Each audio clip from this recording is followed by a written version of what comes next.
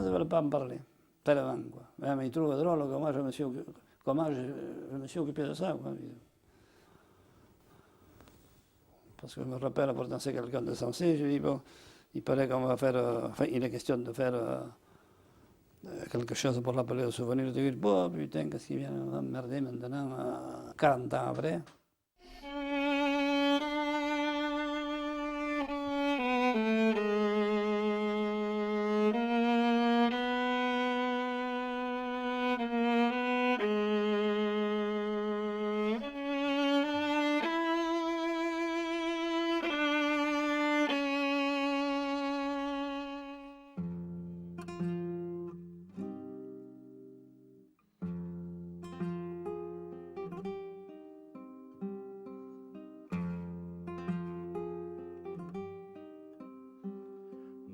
Todas las historias de la historia, la más triste sin duda es la de España, porque termina mal como si el hombre, harto ya de luchar con sus demonios,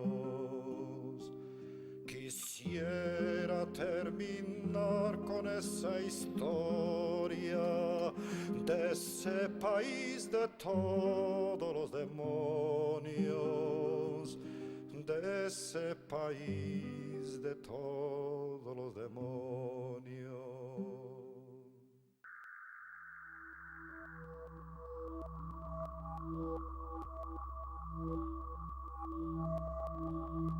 Depuis l'arrivée au pouvoir de Daladier en 1938, au printemps 1938, on va dire que la politique gouvernementale s'inscrit en partie dans le climat de xénophobie ambiante et que, en particulier, bon, pourquoi il y a des camps et comment on accueille les Espagnols, c'est bien parce qu'on s'appuie sur des lois qui permettent l'internement administratif de personnes, c'est-à-dire qu'on n'enferme pas des gens pour un délit, pour un crime, c'est-à-dire qu'on ne s'inscrit pas dans une procédure judiciaire et policière à la fois, on interne des gens pour le danger potentiel qu'ils représentent pour la société française. Alors peut-être faudrait-il pas trop schématiser et dire qu'il y a également à ce moment-là un certain nombre de personnes qui les regardent avec, disons, une certaine bienveillance. Et en particulier, on trouve autour de Pau, d'Oloron, où il y a aussi une population espagnole, on trouve des gens qui vont organiser des comités d'aide. Mais on peut dire que dans l'ensemble, l'opinion publique est extrêmement remontée contre ces gens qui viennent perturber inutilement la région. J'avais donc 12 ans lorsque le camp de Gurs s'est construit. Mais c'est sûr que quand on voyait la débauche, parce que, comme je vous disais, il n'y avait pas de mécanique, tout a été fait à la main, les fossés, etc. Alors, il y avait peut-être 600 ouvriers là pendant un mois et demi. C'était une lande, la Gurs. C'était une lande où il n'y avait rien, il n'y avait pas les arbres comme vous voyez maintenant. Il y avait, je ne sais pas moi, des buissons, des herbes, des ajoncs. Et on nous avait demandé de construire un camp rapidement et pour une durée de 6 mois. Alors là, il y a eu une mobilisation formidable de tous les ingénieurs et adjoints techniques des ponts et chaussées et tous les petits artisans, charpentiers ou menuisiers de la région sont venus. Et ça a été construit en 42 jours.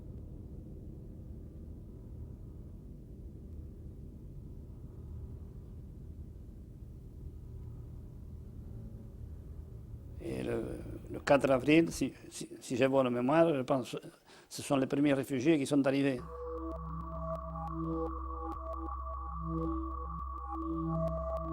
Le camp avait 1,9 km, je crois, de long et 500 mètres de large. Et là, dans la partie, parce qu'il y avait 2 parties, la partie administration et la partie camp, îlot. Si, voilà, vous aviez l'entrée principale donc, sur la route de Moléon. Hein.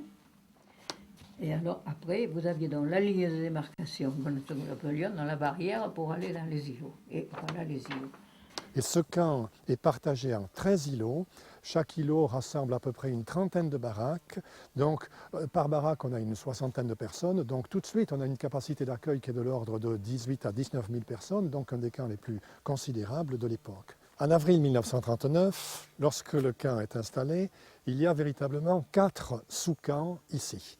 Il y a d'abord un sous-camp, si je puis dire, basque. Il s'agit donc des combattants basques qui avaient commencé la guerre d'abord de leur côté, puis qui l'avaient continué ensuite en Catalogne. Ensuite, il y a un deuxième groupe avec les aviateurs, c'est-à-dire ceux qui avaient fait la guerre dans l'armée de l'aviation, l'armée républicaine, ceux qui avaient par exemple connu des gens comme Malraux. Et puis il y a le groupe des autres Espagnols, donc tous ceux qui ne sont ni basques, ni dans l'armée de l'aviation. Et ceux-là qui vont prendre de plus en plus de place, mais qui sont moins nombreux que les 3 autres groupes au printemps 1939. Quant au 4e groupe, c'est sans doute le plus spécifique et le plus original, c'est celui des membres des brigades internationales.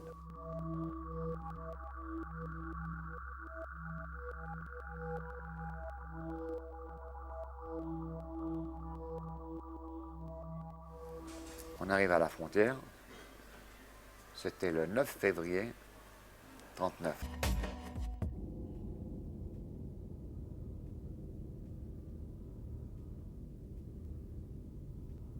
On reçoit l'ordre d'évacuer. Le typhus avait diminué, mais il y avait quand même des blessés qui ne pouvaient pas marcher. Tirer, pousser, ainsi de suite. On les a mis sur des voitures à bras. Toujours en pensant qu'on rentrait dans un pays ami.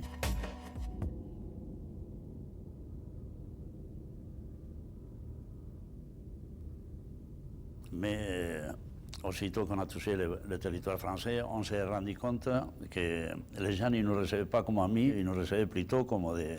Ils nous ont reçus comme des ennemis. En réalité, ils nous ont reçus comme des ennemis. Il y avait la garde mobile et la gendarmerie qui nous poussait sans arrêt avec les fusils, aller reculer, aller reculer. On ne s'attendait pas à être reçu dans un hôtel, mais bien sûr que non.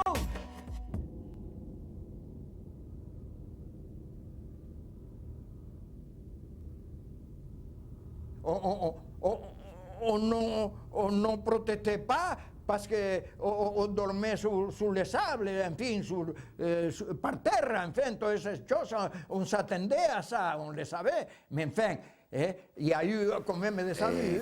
À la frontière, on arrive, on nous emmène à Gurs. On nous a mis dans un train et on est venu à Gurs. Je suis arrivé à Gurs vers le 17-18 avril à peu près.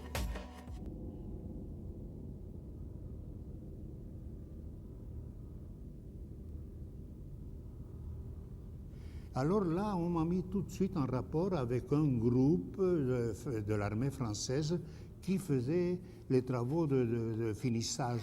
Ils étaient encore en train de construire les baraques. C'était les Espagnols basques qui construisaient les baraques.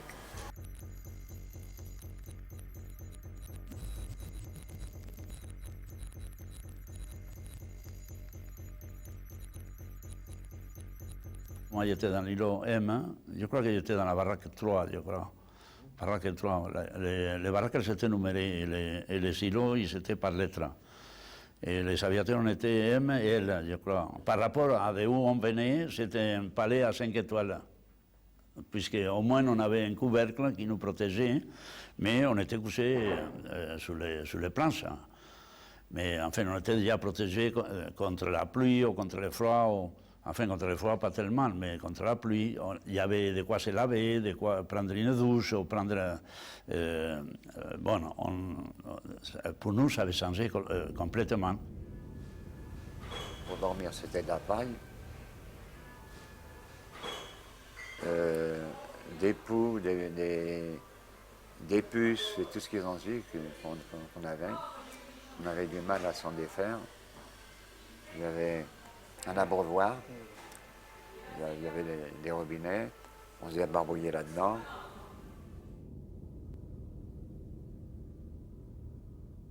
C'est qu'ils nous donnaient à manger deux fois rien que côté nourriture.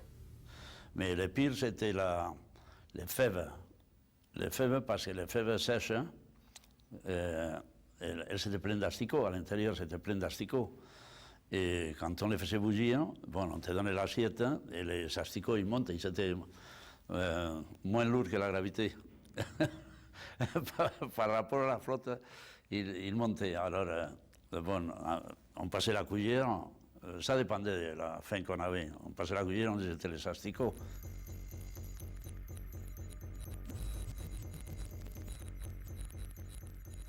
Il faut dire que chacun de nous, à l'intérieur de notre îlot, était séparé de la civilisation, de la société, par 9 lignes de barbelés. Nous avions une sensation extraordinaire, une conscience extraordinaire de tout ça. On a organisé l'action culturelle et on a demandé tout de suite que l'un des baraquements de chaque îlot soit consacré à la culture, avec la dénomination baraque de culture. Et on l'a obtenu tout de suite. Alors chacun dans son îlot a organisé cette action culturelle à son gré. Donc il y avait une activité assez intense de mouvements culturels qui se traduisaient de diverses façons. On organisait par exemple des expositions de peinture. Il y avait pas mal de peintres là. Des groupes de chorales, il y en avait, il y avait les bacs, il y avait les andalus. Si, ça, cette question-là était bien menée. Il y avait des réunions culturelles, des gens, des professeurs, des gens très cultivés qui donnaient des conférences et tout. Là. Bon, chez nous, il y avait toujours un journal, il y avait toujours. Qu'on faisait nous-mêmes. Puis après, on se mettait à jouer aux échecs. On faisait une partie, 2 parties, 3 parties, 4 parties.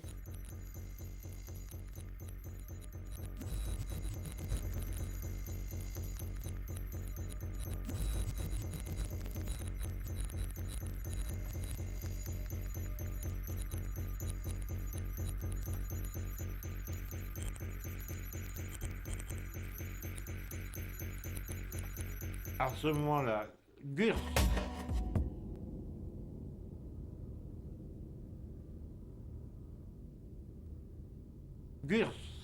par l'intensité de ce travail intellectuel, est certainement le premier centre culturel de France et le plus important, créé par des étrangers. Et là, on arrive à une chose qui est assez importante, c'est que à ce moment-là, on commémorait en France le 150e anniversaire de la révolution, de la grande révolution française de 89. C'était le 150 anniversaire.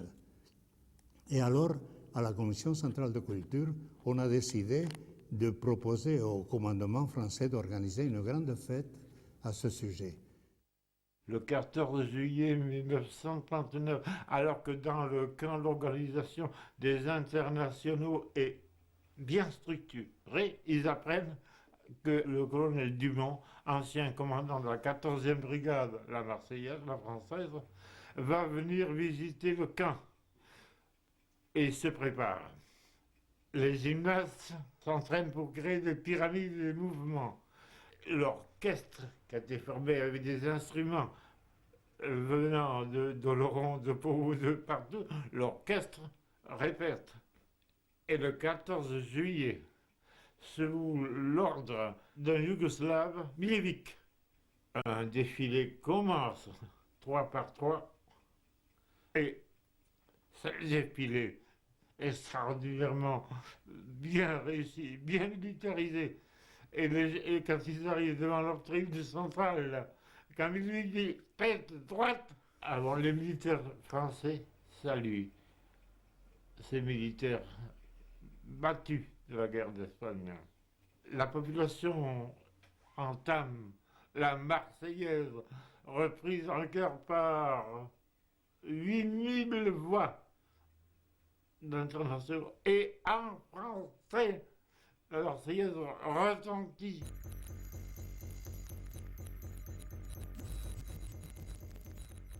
Il y avait beaucoup de gens qui venaient pour voir un peu le saut, puisque c'était le parc zoologique. Bon, il y avait pas mal de gens qui venaient, des fois, c'était des gens qui venaient avec des sympathies, et il y en avait d'autres qui venaient un peu pour se foutre un peu Bon, il y avait les mauvais garçons et les bons garçons. Pendant les week-ends, il y avait un mouvement de spectation vers la route qui longe le camp. Et alors, sur cette route, il y avait une énorme quantité de jeunes filles qui arrivaient en vélo. Et du fond de notre îlot, on regardait ce défilé des jeunes filles avec des vêtements vaporeux, très, très coloriés. Et ça nous faisait rêver extraordinairement.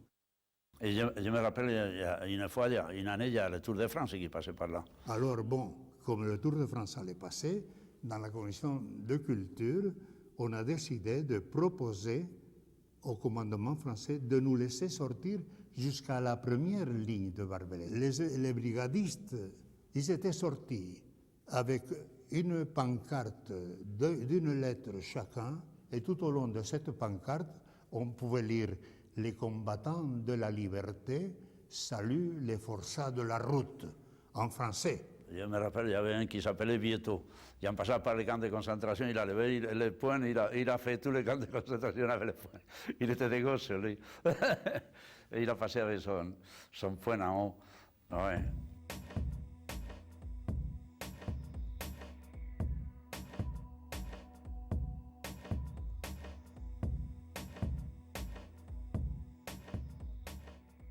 Et quelques-uns, ils les regardaient les dents pour voir comment aux cheveux avant de les engager. Les regardaient partout à voir s'ils étaient forts.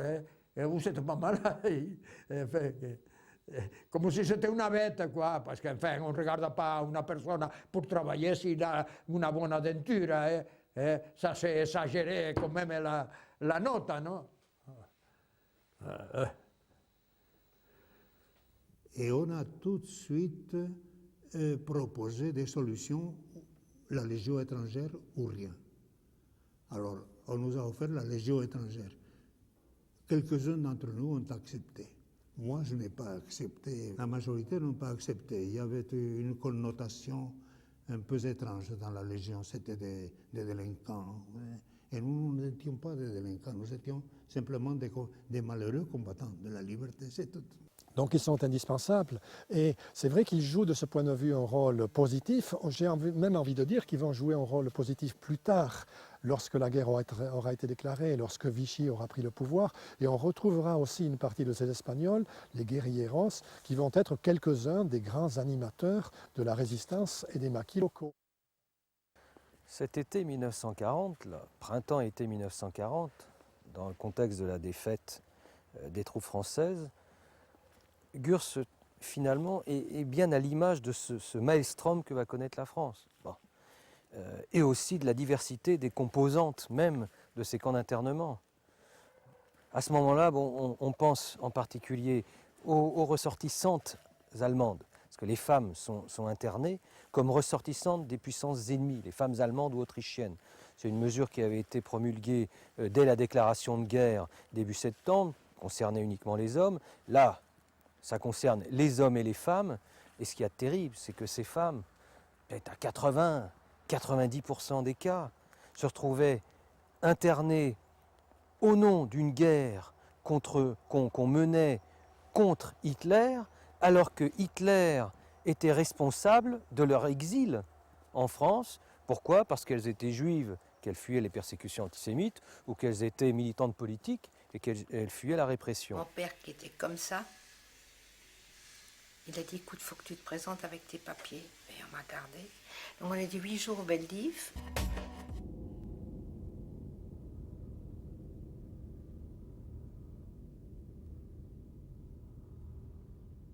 Et de là, on est transporté dans les wagons à Gurs. Pas savoir du tout ce qui arrive le lendemain. C'est horrible. La nourriture. Pas en parler. Des pois chiches comme des pierres, oui. Je me rappelle qu'on a marché dans la boue jusqu'au-dessus des genoux, au début, la première année. Il pleuvait tout le temps et carrément, on avait des bottes et la boue rentrait dans les bottes. Oh, c'était beau. On avait des difficultés quand même à avoir des affaires et tout. Je ne sais pas comment je me suis débrouillée, je ne sais pas. Parce que quand je suis arrivée là-bas à Gurs, j'avais rien puisque je m'étais présentée tout au départ en 40 au Veldiv avec mes papiers. J'ai dû avoir, je ne sais pas quoi, sur moi, enfin rien. J'avais pas d'argent non plus. Et les Espagnols qui travaillaient dehors, qui ramenaient un bout de viande ou quelque chose. Alors moi j'étais avec un garçon que je connaissais bien et j'étais avec eux et d'autres. Alors on était 3, on était 4, on était 10. Les petits morceaux, chacun avait un bout. Ça c'est, les Espagnols, ils avaient un esprit de partage extraordinaire. Il y avait des gars qui étaient recherchés, qui étaient parmi les Espagnols, là, qui étaient recherchés par les Allemands. Et je me rappelle, on avait caché une nuit sous nos lits. Monsieur, toute ma vie, je me rappellerai des montagnes et je les vois toujours. C'est très joli. Mais pour moi, c'est un peu insupportable de les voir.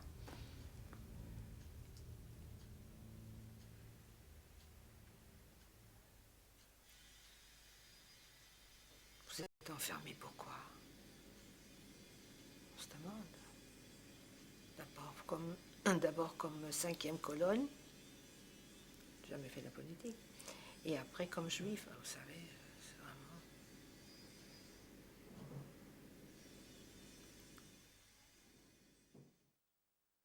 Puis on a une deuxième catégorie, peu connue, les Mosellanes. Bon. Et ces Mosellanes se retrouvent à Gurs, pourquoi? Non pas comme ressortissantes de puissants ennemis, puisqu'elles sont françaises, mais elles se trouvent internées, non pour ce qu'elles ont fait, mais parce qu'elles sont considérées comme dangereuses pour l'ordre public ou par la sécurité de l'État.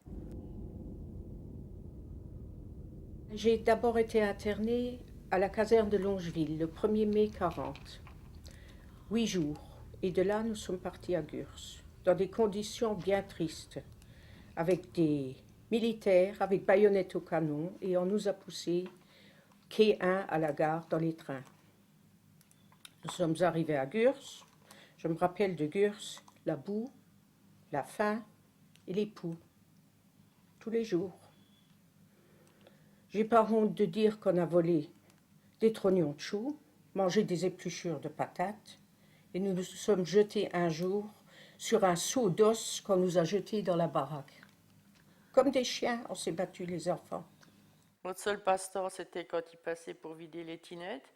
C'était les Espagnols qui passaient, il y avait des rails avec leurs wagons, puis ils venaient chercher les bidets en plein, puis je vous dis pas l'odeur qu'on avait sur nous, on sautait sur les wagons, hein. Qu'est-ce que vous voulez les enfants, hein? Ce qui est le pire, c'est la justice. Ils nous ont emmenés, qu'ils ne savaient pas nous emmener. Puisque à son mariage, maman a gardé sa nationalité et les enfants aussi, nous étions français. Et évidemment, quand j'avais 8 ans à Gurs, là, je me disais quelquefois, bon, si on est derrière des barbelés, c'est que au fond de nous, quelque chose s'est passé. Il y a une raison pour laquelle nous sommes là. Certainement qu'on est coupable de quelque chose.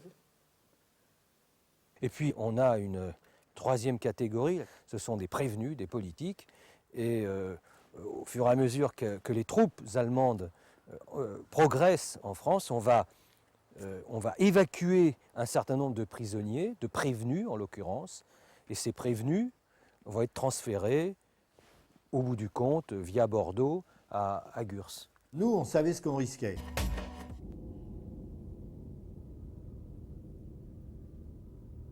On savait pourquoi on était là, c'était un risque à courir, contrairement aux Juifs qui, eux, ils ne savaient pas ce qu'ils faisaient là.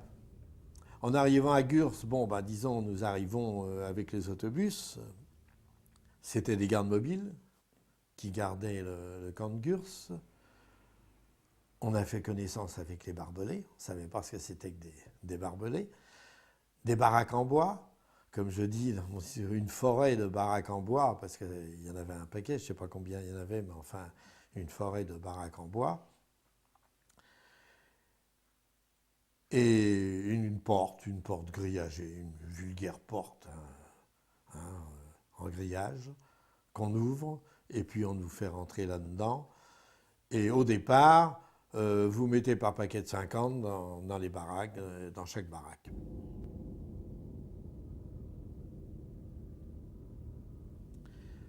On avait donc 1 mètre chacun. Par terre, ils avaient mis des bottes de paille, pas de paillasse, rien du tout, simplement de la paille. C'est pas désagréable de coucher dans la paille, avec une couverture chacun, hein. Bon, bah, c'est pas désagréable, mais quand on en est parti au mois de novembre, c'était toujours la même paille que celle du mois de juin. C'est vous dire qu'il restait plus que de la poussière de paille. C'est d'ailleurs pour ça, les rats, les poux, tout ça, automatiquement, au point de vue hygiène, c'est quelque chose de déplorable. La nuit, dès que la lumière était éteinte, il y a les rats qui cavalaient, et c'était pas des petites souris. On a pris des rats qui faisaient 30 cm de long. Tout le camp s'est mis d'accord, on a dit on va faire la chasse aux rats. La chasse aux rats, ça a été quelque chose, ça a été une journée vraiment épique. Alors, on en a fait baraque par baraque. Des gars avec des bâtons, avec tout ce qu'on pouvait avoir sous la main, de chaque côté des baraques. D'autres sont rentrés dans les baraques et ont soulevé des planchers. C'était des planchers amovibles. Au fur et à mesure qu'on soulevait les planchers, parce que dans la journée, les rats, ils se planquaient. Tous les rats sortaient. On a étalé, je crois, alors ça je ne sais pas, c'est Henri Martin dans son livre qui le dit, moi je n'ai pas compté, il paraît qu'on a étalé 600 rats devant le PC du capitaine du camp. La pluie à Gurs. Du 21 au 25 juin, la pluie n'a pas arrêté. Et on n'avait qu'une paire de chaussures, celle qu'on avait ramenée de la Santé. Hein. C'était de la terre battue. Et on pataugeait, c'est de la glaise là-bas. Disons, on n'avait rien, on est arrivé les mains vides. Mais alors, par exemple, la fabrication d'une cuillère, alors ça, moi, j'en ai fabriqué moi-même. On prend une planche en bois, on creuse, mais on n'a pas de couteau pour creuser, hein, avec des cailloux. On creuse de façon à faire la forme de la cuillère dans le bois. Et après, on prend des boîtes de conserve, et puis avec des cailloux, on martèle. Les gamelles, on prend une vulgaire boîte de conserve, et puis il suffit simplement de sertir un peu le bord pour ne pas se couper. Et avec un autre bout de fer, on fait une anse pour faire un quart. Vous voyez, c'est fou ce que les prisonniers peuvent être ingénieux quand ils ont besoin de... À la fin, on était très confortable, enfin, façon de parler. Au mois d'octobre, sont arrivés les Juifs du bas de Palatinat. Alors là, on les a vus arriver, parce qu'ils sont arrivés en nombre. Hein. Et là, on les a vus arriver, on était tout étonnés, nous de voir arriver des femmes, des gosses, des vieillards, parce qu'il y avait tout. Chez nous, il y avait que des adultes, en définitive, dans notre camp. Et là, on a vu arriver cette cohorte, c'est le moment de dire, des Juifs du bas de Palatinat quand ils sont arrivés. Cet automne 1940, finalement, présente une nouvelle étape dans le camp, puisqu'on a des milliers de personnes qui vont venir de l'extérieur, entre guillemets, nourrir ce camp. Soit les Cyprianais, ce qu'on appelle les Cyprianais, soit les Badois. La Sarre, Palatinat. Et là c'est tout à fait étonnant. On est quand même la 3e semaine d'octobre 1940. C'est pas encore la mise en œuvre de la solution finale. Et là, on en a presque la preuve, puisque c'est sur décision des Gauleiter, donc des autorités allemandes, que les Juifs qui restent encore dans le pays de Bade, Palatinat ou en Sarre, sont expulsés parce qu'on veut un pays sans Juifs, vont être expulsés vers la zone sud de la France, vers la zone dite libre, sous la seule tutelle de l'État français. C'est-à-dire qu'on ne les expulse pas on les déporte pas vers Auschwitz ou vers d'autres camps à l'Est, simplement on s'en débarrasse. Le 22 octobre, on venait de nous chasser de notre maison ou de nos appartements.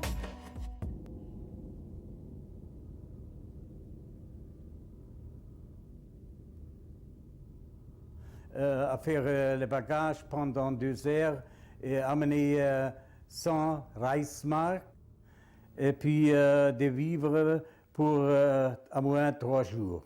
Ainsi, on a déporté 6500 Juifs du pays de Bade, du Palatinat et de la Sarre. Alors, c'était des petits-enfants, des bébés, jusqu'aux gens qui ont même dépassé 90 ans. En ce qui me concerne, entre 3 et 4 heures du matin, on a frappé à la porte de notre appartement.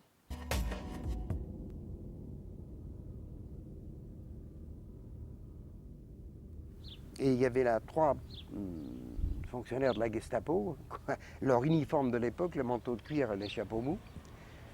Et on nous a dit vertement, vous prenez ce que vous pouvez porter, vous avez droit à porter 100 marks, et ce que vous pouvez porter, dans 20 minutes, départ. C'était pour nous un certain soulagement de savoir qu'on ne nous a pas déportés vers l'Est. Et ainsi, en arrivant à la gare de Lourdes, là, on a entendu de la part des fonctionnaires français et même des militaires qui étaient sur le perron qu'on va nous envoyer au camp familial de Gurs. On a bien vu du fil de fer barbelé, on a vu des baraques posées dans la boue, mais on était un peu, je dirais, abrutis par les 3 jours, 4 nuits en train, l'attente et puis la perte brutale de tout ce qui avait fait notre vie jusqu'alors. Et puis en arrivant au camp de Gurs, alors on a donné des ordres que tout d'abord les hommes avec des garçons qui ont l'âge de plus de 12 ans doivent descendre. Et puis la première impression qu'il a eu mon père, qui était avec moi, était « Oh, Oscar, fais attention, c'est presque pareil comme au camp de concentration de Buchenwald. » Et à partir de ce moment-là, mes parents ne se sont plus revus. Maintenant, comment vous faites quand vous arrivez dans un truc comme ça, et la distribution de la soupe 1 fois par jour, comment vous faites pour manger? On n'avait rien. Mais si ces femmes espagnoles n'avaient pas partagé avec nous, mais là, je peux dire que sans ces femmes, qui étaient d'une solidarité plus qu'exemplaire, on n'aurait pas survécu. Là. La vie au camp, évidemment, ça c'était très, très, très difficile, parce que surtout la nourriture, et puis dans les baraques, il n'y était rien, même pas de paille pour se coucher, etc. Alors, mais lentement, on a commencé à organiser quelque chose pour améliorer notre vie lamentable.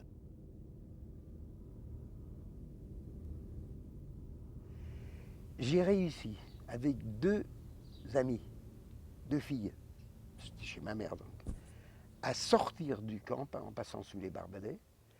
Et nous avons été 2 fois, enfin ce qui me concerne 2 fois, jusqu'à Navarinx. Bon, à Gurs, c'est trop petit, il n'y avait rien. À Navarinx, il y avait un marché.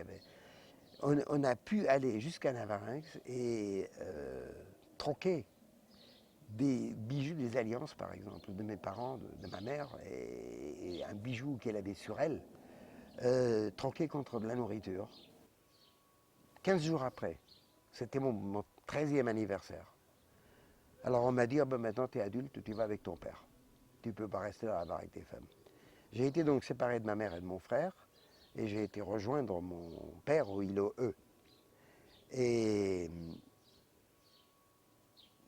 pour toute la durée de mon séjour à Gurs, c'était terminé, je n'ai pas revu mon frère et ma mère. On a donc passé ce premier hiver au camp de Gurs. J'ai perdu une partie de ma famille, des cousines, des tantes, qui sont mortes à Gurs, de faim, de malnutrition, vous avez peut-être des maladies qui n'ont plus été soignées, j'en sais rien, j'avais 12 ans, je ne savais pas. Et puis nous, les plus jeunes, alors étaient engagés à ramasser les morts. Là, les morts, là, ça c'était horrible. Ça c'était les morts qui se trouvaient au milieu de l'excrément.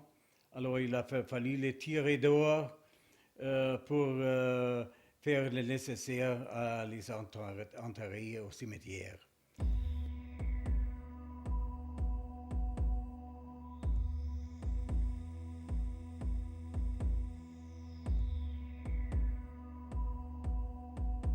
L'hiver 40-41 est un des moments donc les plus difficiles ici dans le camp. Il fait froid, il fait mauvais, ils n'ont plus de nouvelles de leur famille. Le groupe des Badois et des Badoises connaît une très forte mortalité.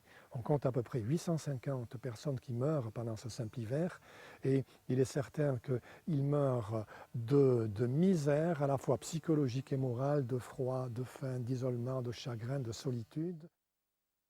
Gurs.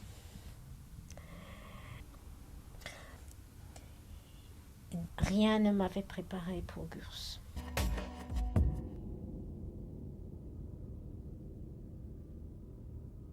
Rien n'avait préparé personne pour Gurs. Ma première impression de Gurs était que c'était immense, que c'était beaucoup plus grand, que ça ressemblait à Saint-Cyprien en beaucoup plus grand.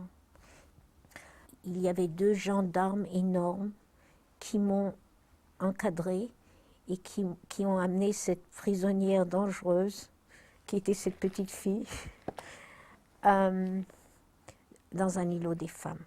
Et j'étais à l'îlot M. La vie quotidienne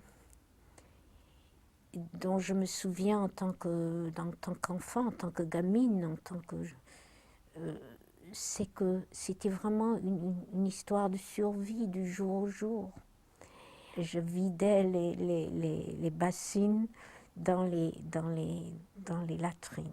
Et ça, ce n'était pas du tout un travail facile, c'était mon premier job. Il y avait des épidémies de dysenterie, il y avait des épidémies de typhoïde, de paratyphoïde.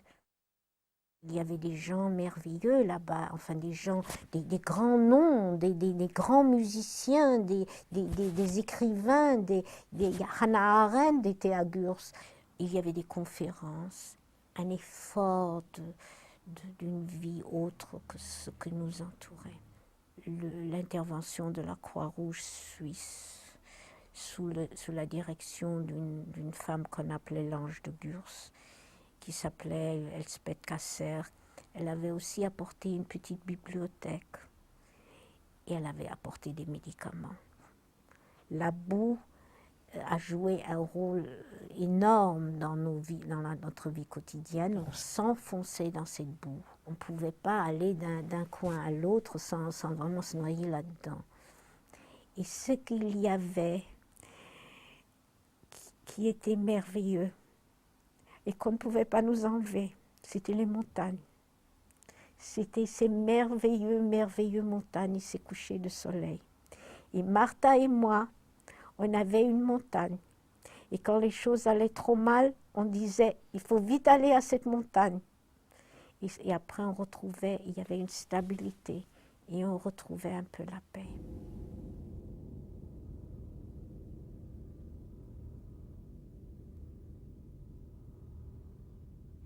Je crois qu'on peut dire avec certitude que Gurs, le camp de Gurs, Pyrénées-Atlantiques, en France, était un camp de concentration, comme Rivesaltes, comme les camps plus petits, mais en particulier Gurs, qui était vraiment le pire. Et ce que je voudrais dire, c'est que ça, c'était la France. L'étoile a été mise.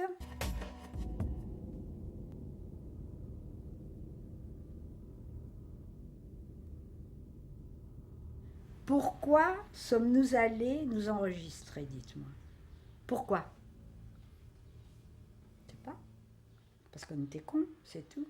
On a vu des nonnes, on a vu des curés qui venaient parce qu'ils étaient d'origine, il fallait 5 générations. Hein. Pourquoi? Parce qu'on respectait la loi française. La loi française disait qu'il fallait mettre l'étoile à gauche sur chaque vêtement et surtout pas la cacher. Il fallait aller à la préfecture, c'était à côté de la préfecture, pour se faire enregistrer comme juive. Et ben on y allait. On faisait la queue, hein. Ah oui, il ne faut pas croire. Hein. Alors il a dit, bon, bah, vous montrez vos papiers, qui étaient tout à fait en règle. Mais voilà, le chef qui arrive comme une furie, il dit, qu'est-ce que c'est? Il dit, rien, c'est une jeune fille qui est tout à fait en règle, l'adresse est là, etc. Rien du tout. Il dit, faites voir, c'est une youpine, allez, enlevez-moi ça. Et on a fait ce voyage et on nous a donné une baraque, la baraque 1. On était 50 bonnes femmes, de tout milieu, de toute nationalité. C'était affreux. Il fermait l'eau. Pourquoi fermait-il l'eau? Vous ne savez pas? Personne ne le sait pourquoi. Et nous, on allait à 5 h du matin, toutes les deux, et je te frottais, elle me frottait, et moi je te frottais. Avec l'eau froide, vous savez, c'était comme pour les chevaux, les grands trucs. Il nous donnait le pain. Et puis on avait une chef de baraque, qui était une juive d'origine lituanienne, je crois, Madame Kalouski, grosse mémère. Alors elle mettait sa grosse patte encore, ça pesait encore plus. Ben oui, quand vous appuyez, l'aiguille passe, comme ça il lui restait plus pour elle. Quand il y avait des seaux de soupe qui arrivaient, il ne faut pas me parler de navets, hein. Alors il y avait des navets dans la soupe, c'est tout. Alors elle écartait ses jambes, elle mettait le seau au milieu, puis elle vous donnait l'eau. Et puis ce qui restait au fond, bah, ça restait pour elle, ou pour quelques copines. Enfin, c'était bien. Et on recevait on avait le droit à recevoir des colis des fois. Mais les gardiens regardaient ce que vous receviez. Bah, quand c'était bon, ils les gardaient. Et mon père avait très très faim. Il avait tellement faim. Alors moi, je lui donnais ma ration de pain et je ramassais les mégots. C'est bon, les mégots. Il y avait cette grande gueule de Angoulême. Elle s'appelait une grande marchande de 4 saisons. Mais elle était marrante comme tout. Elle était bonne comme du bon pain. Et il y en avait une qui était aussi d'origine autrichienne. Alors elle ne se mélangeait pas, mais elle ne pouvait pas vivre sans homme. Mais elle foutait le camp dans la nuit. Elle allait coucher avec n'importe qui, n'importe où. Hein. Elle ne pouvait pas vivre sans homme. Elle était belle d'ailleurs. Qu'est-ce qui ne s'est pas passé dans ce camp? Vous savez, les femmes et les hommes, c'est des êtres humains. Et chaque minute, il faut profiter. Pourquoi pas? Tout ça, c'est pas critiquable. Il y en a qui ont eu des enfants. C'était triste. Tout était triste là-dedans. Et il y avait, qu'est-ce qu'on avait encore? On avait une drôle de compagnie là-dedans. C'était horrible. Comme on travaillait, moi je travaillais avec les enfants, dans la baraque des enfants, on avait le droit, tous les 15 jours, à sortir à 2 km autour de trucs. Et avec Simone, toutes les deux, on pouvait foutre le camp vite fait. Hein. Mais, je ne pouvais pas laisser mon père, c'était pas possible. C'est pas possible. Mon père est tombé d'une façon. Les hommes, en général, ne tenaient pas le coup. Alors il était assis, vous savez, sur ses lits en bois, tourné comme ça vers le mur, avec un béret qui était devenu crasseux. Le manteau, il ne quittait jamais son petit manteau, relevé, je ne sais pas ce qu'il faisait. Il restait là, sans bouger. Et la Croix-Rouge, qu'est-ce qu'elle faisait, la Croix-Rouge? La mère de la Croix-Rouge française. C'est la Croix-Rouge internationale qui a envoyé pour les gosses le lait concentré. Mais pas elle. Et à un moment donné, on a été arrêté par la gendarmerie, par 2 gendarmes qui voulaient faire une vérification d'identité.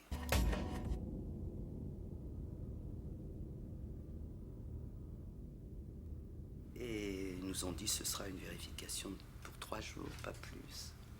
Puis ça a duré 20 mois. Je me souviens d'une baraque noire, triste, effroyable, où on vit les uns sur les autres, me souviens des petits bouts de savon noir qu'on nous distribue. Les toilettes, c'était une cabane avec des trous. J'avais peur de tomber dedans. Je me rappelle des barbelés, bien sûr. De petits parterres de capucines. Des femmes espagnoles qui tricotaient. Le poêle au milieu d'un grand poêle rond, vous savez, au milieu de la baraque. Je me vois dans les hautes herbes par ces étés torrides. Je me cache dans les hautes herbes en m'imaginant que je suis dans un château. Alors je me promène toute nue et on m'appelle Nakedai. Je me souviens que je cours dans le camp et les gens rient en me voyant. J'ai le souvenir de ces tziganes, de ces gitans qui étaient dans la baraque en face de la nôtre à un moment donné. J'ai vraiment le souvenir d'un grand piano. Les gens étaient tout autour. Et moi, j'étais sous le piano. Et j'étais bien, j'étais à l'intérieur de la musique. Et là, je bougeais pas. Kolochvari Gurs. Il a fait un petit carnet qui est absolument merveilleux, avec des pâtés, une faute d'orthographe, des ratures, ses moustachus jardiniers. Il avait utilisé le matériel du bord. Alors on l'ouvrait avec des pompons. Et puis on voyait toutes les étapes dont le jardinier avait besoin pour planter un bouquet de fleurs. Alors il y avait toutes les étapes. J'ai bêché, j'ai ratissé. Et puis ça se termine pour t'offrir ce bouquet de fleurs pour ton 5e anniversaire. C'est écrit Gurs. Kolochvari Gurs. C'était vraiment... Ça, c'était vraiment quelque chose d'extraordinaire.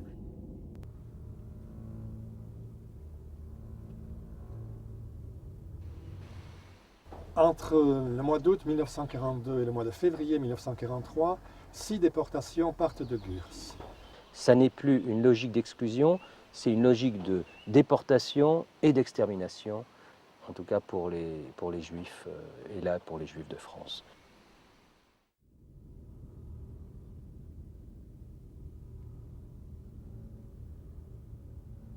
La peur de la déportation dont ils ne savaient pas, dont personne d'ailleurs ne savait exactement à quoi s'en tenir. On savait simplement que c'était un voyage dont personne ne donnait plus de nouvelles.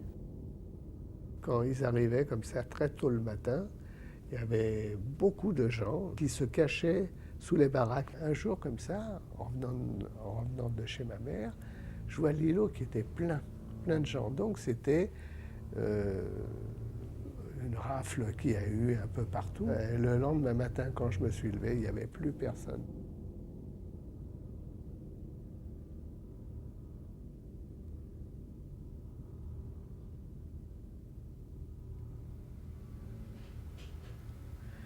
Et puis je me souviens de ce jour où on est venu nous annoncer dans la baraque qu'on allait être déportés.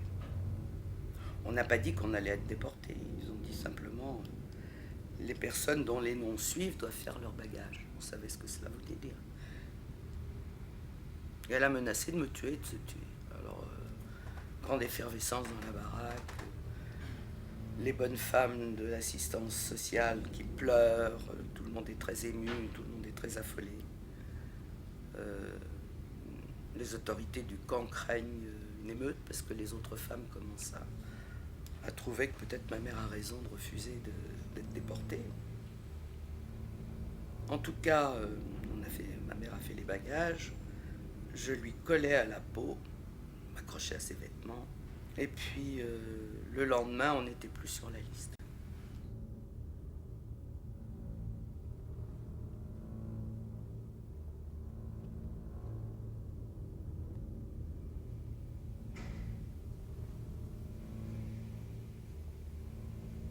Ce qui était horrible, c'est cette police noire de Pétain, je crois, c'est ça. Je ne sais plus, ça avait un nom, je ne sais plus.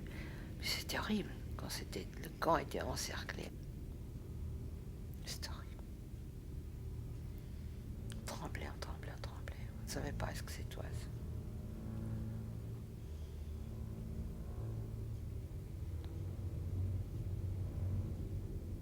c'est Vichy. Incroyable. Comment peut-on oublier comme ça?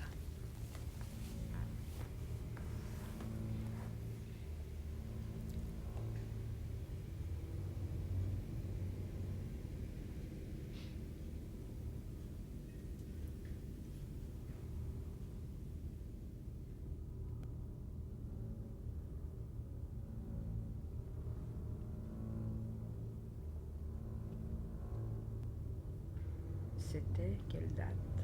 C'était le 26 février 43. C'est ça, 26 février 43. Il y a eu de ramassage de 2000 hommes. Il y avait des camions qui sont arrivés, bâchés, et puis on a pris comme ça les sommes. C'était affreux.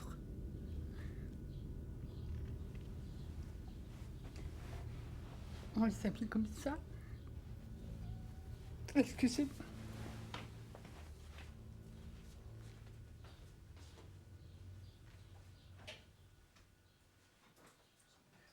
Je sais pas s'il y avait des baluchons ou quoi. Alors je voyais mon père, puis le père de mon ami, puis le père de celui-là, puis le père de celui-là. Ils avaient quoi, 50 ans? Mon père avait 53 ans. Et quand vous les voyez dans ces camions, ils savaient, ils étaient conscients.